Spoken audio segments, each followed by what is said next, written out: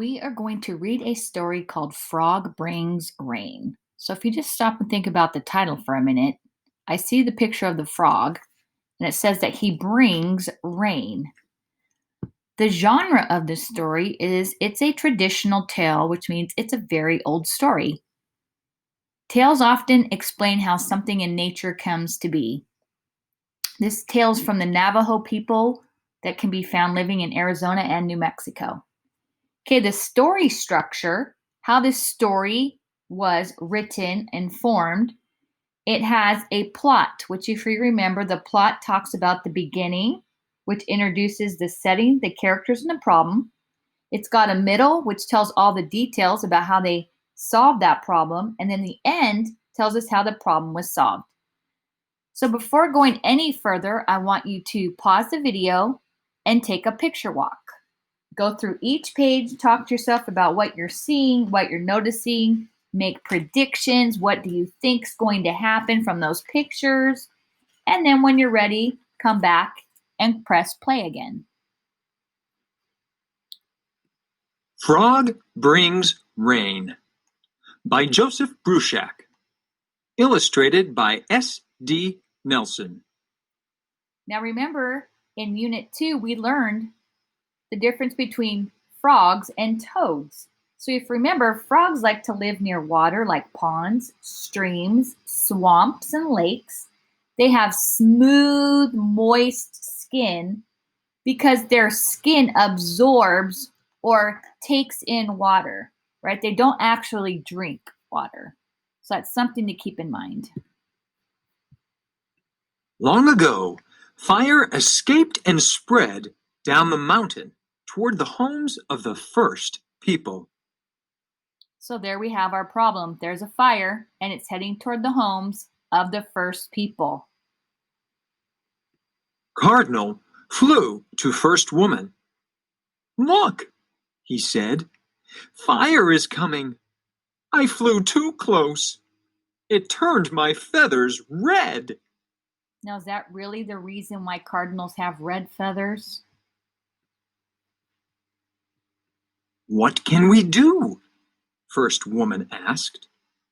"Water will put out fire," First Man said. First Woman made a bottle of reeds and clay. She filled it with water. "Who will take this to fire?" she asked. Okay, notice it doesn't say she just grabbed a bottle and filled it with water. They explain to you what that bottle was made out of, reeds and clay. Mockingbird, Nighthawk, and Canary could not do it. But Robin carried water to fire. She flew so close, her chest turned red. Water spilled from the bottle, but not enough to put out fire. So far, the birds have been the characters which have tried to solve the problem. First Woman asked the hunting people, "Who will take water to fire?" Bear and Bobcat, Wolf and Mountain Lion would not help. First Woman asked the water people, "Who will take water to fire?" Snail, in his spring, said he was too slow. Notice her hands are up, just like on the last page, to show us she's asking a question.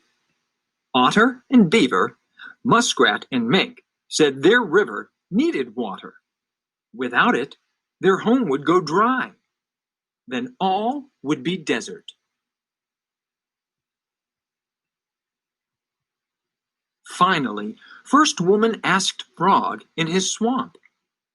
Frog soaked up water from the swamp with his coat. Then White Crane carried him over fire. So notice the frog soaked up water with his coat. Remember, he soaks in water through his skin. Frog shed the water. On the north side of the mountain, it fell as black rain. On the south side of the mountain, it was blue rain. So notice Crane is holding on to Frog, and Frog's releasing the water from his skin. On the east side, it fell as white rain. On the west side, it was yellow rain. Water put out fire. Then Frog and Crane returned home.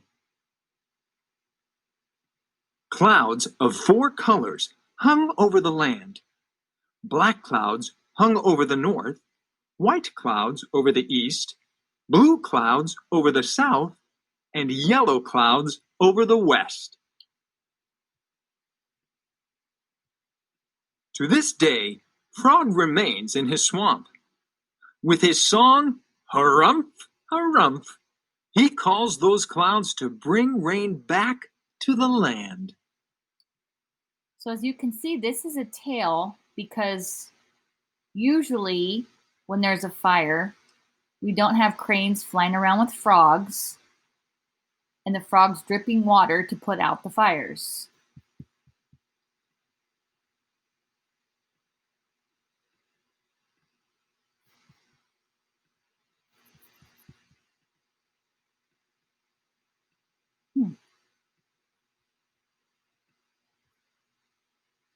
What just happened?